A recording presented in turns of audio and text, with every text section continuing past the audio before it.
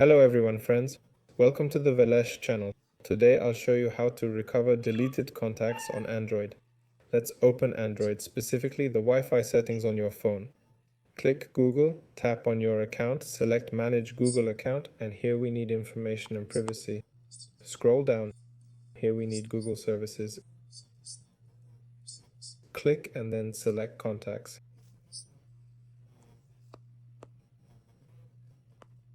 Here they are.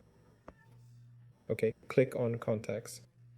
Just to avoid showing any contacts accidentally, I'll click here. Here you can see the deleted contacts. There's a button on the right, let's click it. There, now we can download all the contacts we need.